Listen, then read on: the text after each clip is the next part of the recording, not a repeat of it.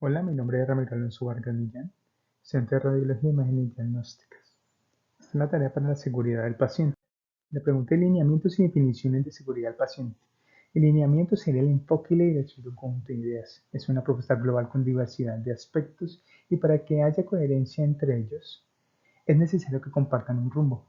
Este sentido compartido de un proyecto es lo que sucede en el lineamiento. El objetivo de la política de seguridad del paciente incluye la identificación y análisis de los eventos adversos, los incidentes, para identificar causas y las acciones para intervenirlos, de manera que a partir del análisis causal se deban diseñar e implementar prácticas seguras en los diferentes procesos de atención, como los cuales son basar todas las políticas en la promoción de una atención de salud segura, disminuir el riesgo en la atención de salud, mejorar la efectividad de las acciones de salud, incrementar la barrera de seguridad para establecer un entorno de seguridad de atención, coordinar diferentes acciones del sistema hacia la obtención de resultados, educar a los pacientes y familias en su autocuidado y promoción de la seguridad, más educar a las diferentes instancias del país la mentalidad con lo que debe abordar el tema de seguridad y salud. Los conceptos más comunes son la seguridad del paciente, que es el conjunto de elementos estructurales, procesos, instrumentos y metodologías basadas para minimizar el riesgo de sufrir un evento adverso en el proceso de atención de salud o mitigar sus consecuencias. La atención de salud de servicios recibidos por los individuos de la población para promover, mantener, monitorizar o restaurar la salud. Indicio de atención insegura es un acontecimiento o circunstancia que van a alertar acerca del incremento de riesgo de ocurrencia de un incidente o evento adverso. Está la falla de atención en salud, que es la deficiencia para realizar una acción que previste según lo programado o la utilización de un plan incorrecto. El sistema de gestión del evento adverso, que es el conjunto de herramientas o procedimientos y acciones realizadas para identificar y analizar la progresión de una falla en la producción del daño al paciente con el propósito de prevenir o mitigar sus consecuencias, y las acciones de reducción de riesgo que son las intervenciones que se realizan para disminuir la probabilidad de que ocurra un incidente o un evento adverso. La gestión de seguridad del paciente. El propósito está la planeación de estrategias, que el propósito es crear entornos seguros, la cultura de seguridad, que es basada en el clima de seguridad, reporte y análisis de estrategias, el proceso de seguros y la priorización del proceso de identificación de riesgos y buenas prácticas, que son las guías de buenas prácticas de seguridad del paciente, las por el Ministerio de Salud y Protección. Muchas gracias.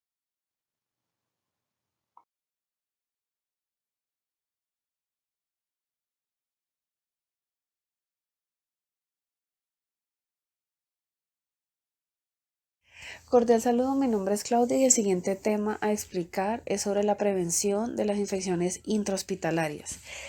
Estas infecciones son adquiridas durante la estancia en un hospital. No estaban presentes ni en el periodo de incubación ni en el momento del ingreso del paciente. Estas infecciones también son llamadas nosocomiales. Son infecciones que ocurren más de 48 horas después del ingreso del paciente.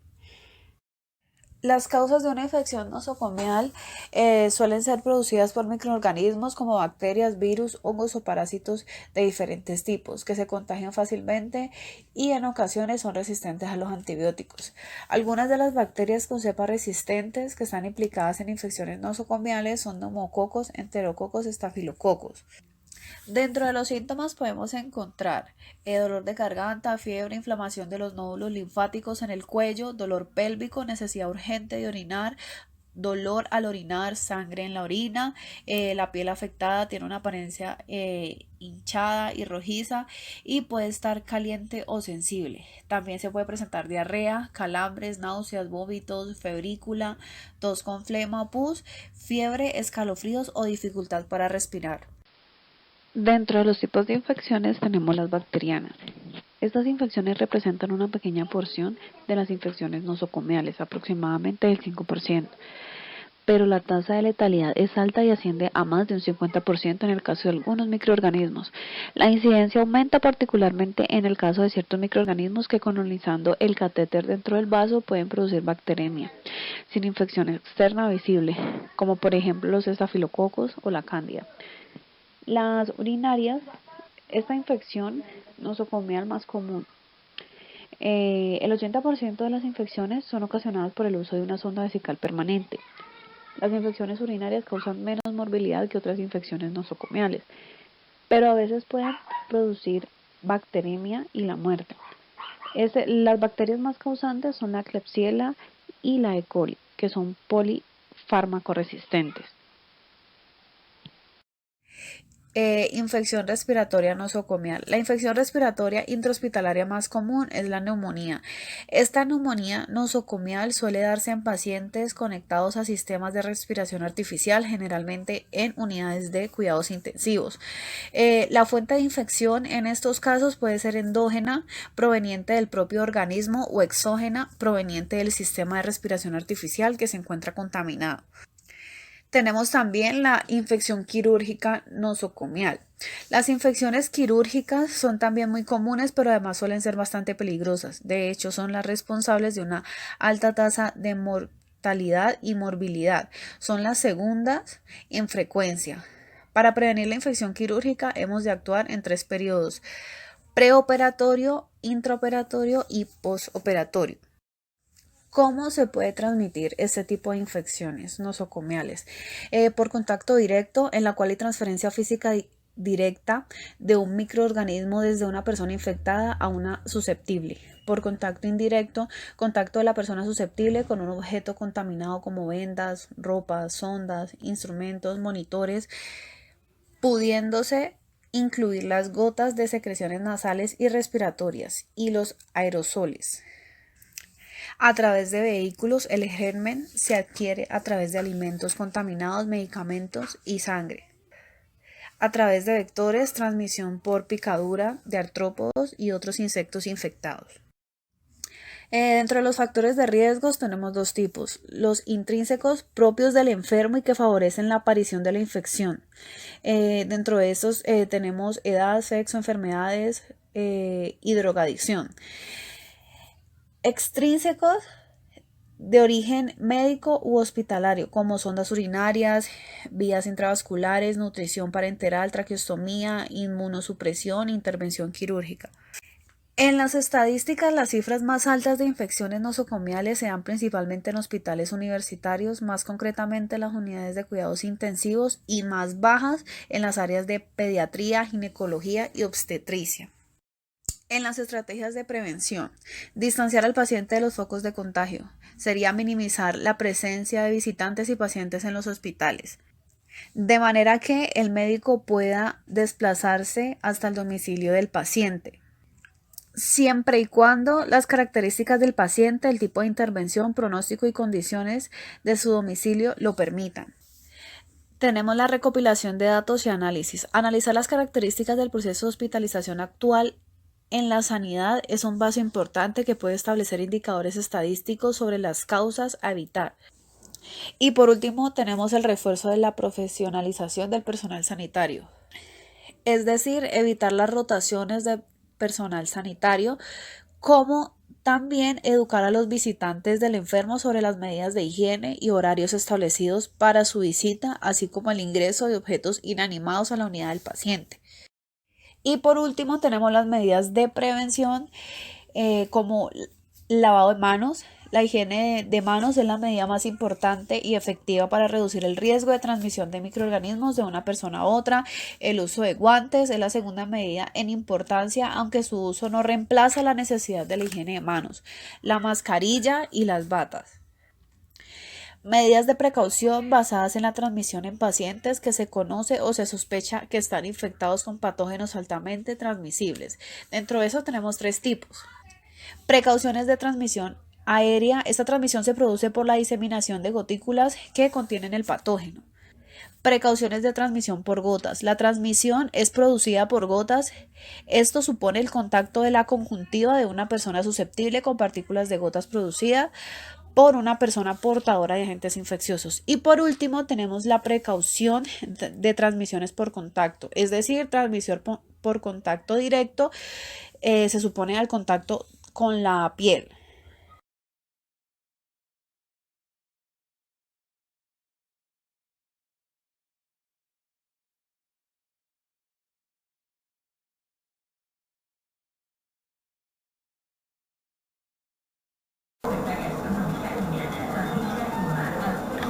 Buenas noches, mi nombre es Andrés Yerima Musacilla. El día de hoy les voy a hablar sobre la seguridad del paciente. Vamos a hablar sobre la prevención de caídas. Las caídas es una importante preocupación por la seguridad de los pacientes hospitalizados, ya que aumentan por la duración de la estancia del paciente en la clínica, reducen la calidad de vida y son costosos tanto para los pacientes como para los hospitales. La Organización Mundial de la Salud define a la caída como la consecuencia de cualquier acontecimiento que precipita al individuo al suelo en contra de su voluntad.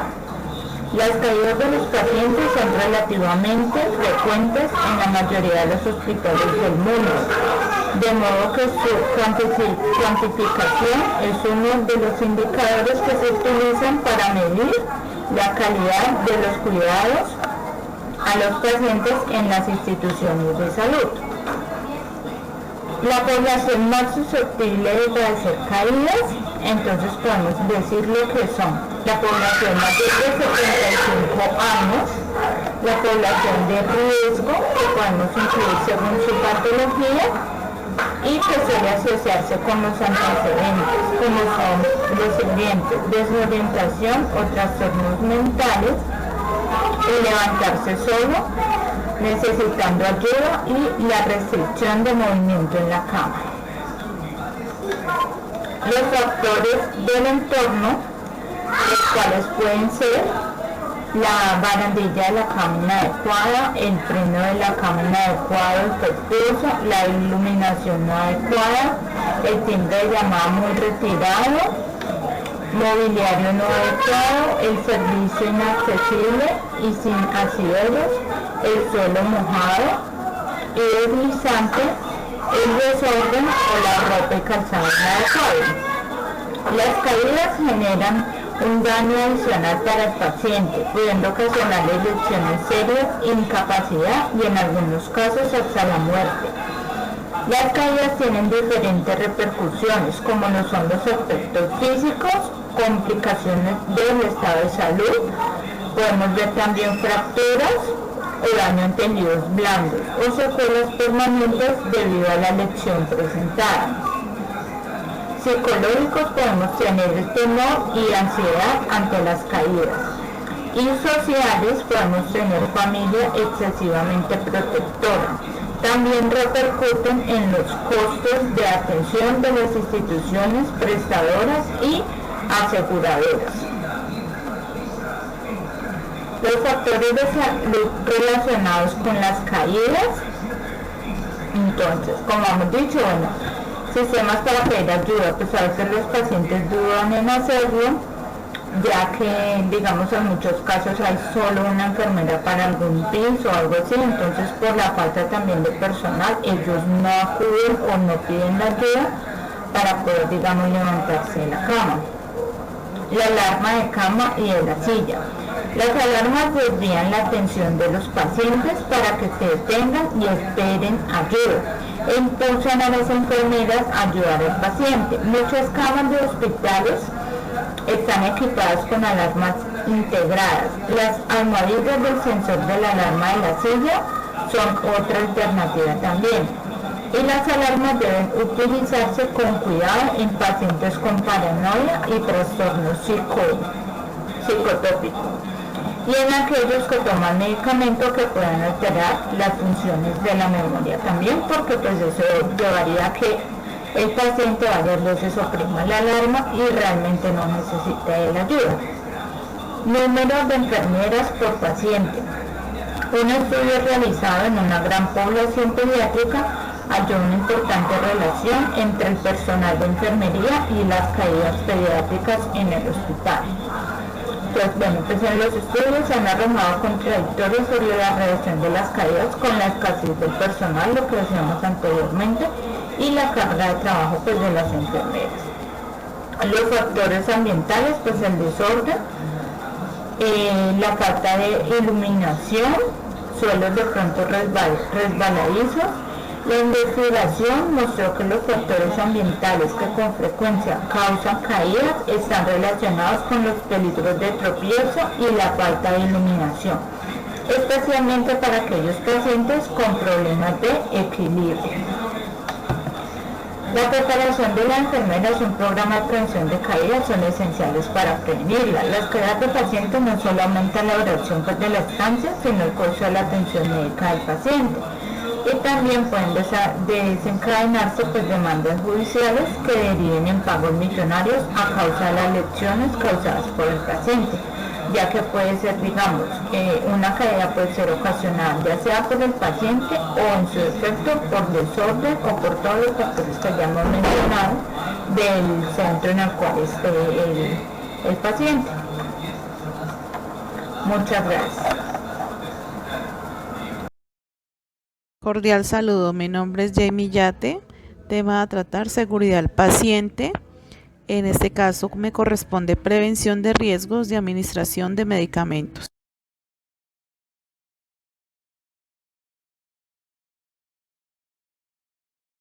La administración de medicamentos son actividades de enfermería que se realizan bajo prescripción médica, en las cuales la enfermera debe enfocarlas a reafirmar los conocimientos y aptitudes necesarias para aplicar un fármaco al paciente.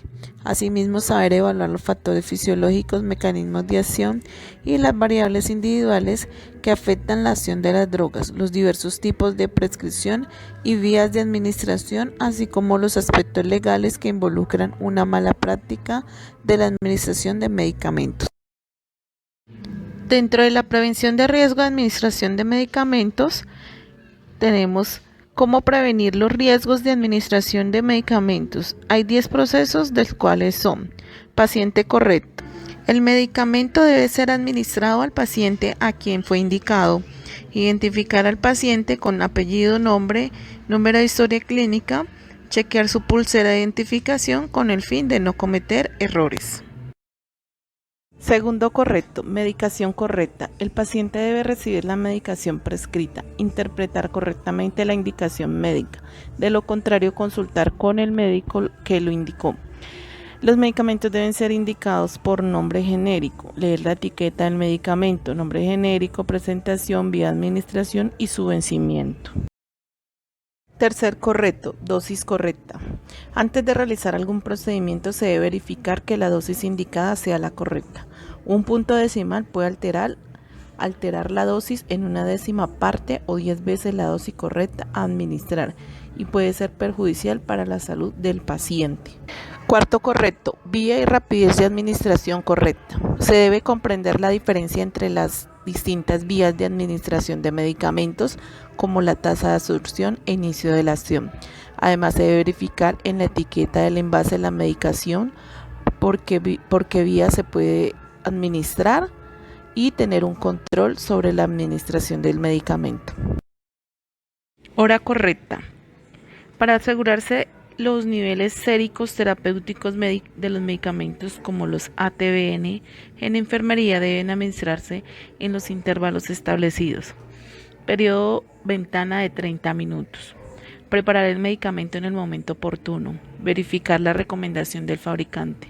Administrar la medicación en la velocidad correcta. Utilizar bombas de infusión para jeringas. Sexto correcto. Verificar la fecha de vencimiento del medicamento. Si un medicamento está vencido, no actuará con eficacia debido a que habrá cambio en sus propiedades físico-químicas y esto podría alterar la salud del paciente, ya sea en malo o en beneficio no muy adecuado. Séptimo correcto, información al paciente. La educación al paciente es de gran importancia, siendo así que también es un derecho y una obligación informar acerca del medicamento, los beneficios y efectos que puede producir, con el fin de que si ocurre alguna reacción al paciente pueda informar y de esta manera el profesional de enfermería pueda actuar oportunamente. Octavo correcto, comprobar que el paciente no esté recibiendo ningún medicamento ajeno al prescrito. Es decir, debemos conocer su historial farmacológico, conciliación de medicamentos y evitar la duplicidad. Debemos evitar la duplicidad porque el riesgo de reacciones farmacológicas adversas y de interacciones al medicamento aumenta con el número de fármacos administrados. 9. Correcto, estar enterado de posibles alergias al medicamento. La reacción adversa es un efecto farmacológico no deseado. El efecto puede ser incontrolable, problemático o peligroso. La alergia es una respuesta física desfavorable ante un efecto químico no farmacológico. Puede variar entre leve y grave, pero siempre es un motivo para que el paciente deje de tomar el fármaco. En este caso debemos conocer los antecedentes de alergias, conocer las acciones farmacocinéticas del medicamento y vigilar los primeros minutos. Correcto. Registrar cada medicamento que se administre, es decir, preparo lo asignado, administro lo que preparo y registro inmediatamente. Al momento de registrar el medicamento que ha sido administrado por el profesional de enfermería, está cumpliendo una norma legal. De esta manera está dejando una evidencia que constata el cumplimiento de haber administrado el medicamento, así como también el registro del mismo dentro de su historia clínica del paciente y dentro de la clínica o hospital.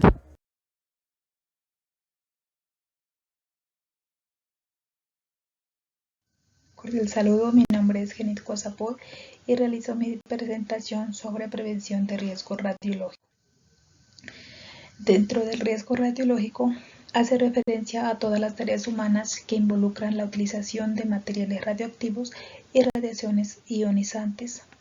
Obtan significativos beneficios en diversos ámbitos como por ejemplo la medicina, la agricultura o la generación de energía eléctrica, beneficios que para ser aceptables no deben implicar riesgos que excedan los normalmente admitidos en la vida diaria en relación con otras actividades o situaciones humanas. Clasificación de personal. En la categoría A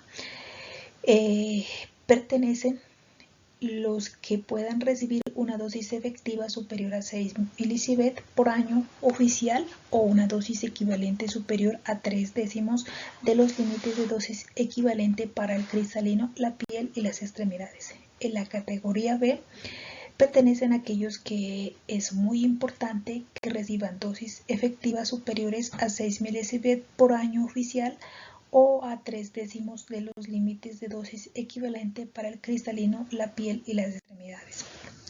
El límite de dosis son valores que no deben ser sobrepasados y se aplican a la suma de las dosis recibidas por exposición externa durante el periodo considerado. Zona de permanencia limitada. Es aquella que existe un riesgo de recibir una dosis superior a los límites de dosis fijados. En la zona de permanencia reglamentada existen riesgo de recibir dosis superiores a cualquiera de los límites de dosis en cortos periodos de tiempo y que requieren prescripciones especiales desde el punto de vista de la optimización.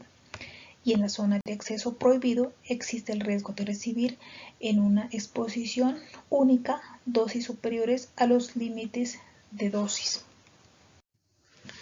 Medidas preventivas. Para el personal interno, todo el personal que pueda trabajar en las áreas de rayos X o quirófanos deberán llevar de forma visible el dosímetro facilitado por la dirección del centro.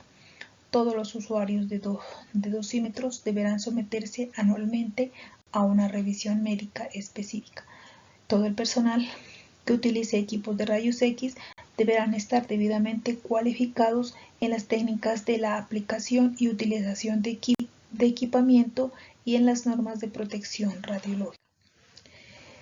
Para los usuarios del servicio, en las salas de rayos X solo deberá permanecer el paciente, salvo en aquellos casos en los que el paciente puede requerir ayuda, como pueden ser los niños o pacientes de edad avanzada que podrán dar un acompañante debidamente protegido.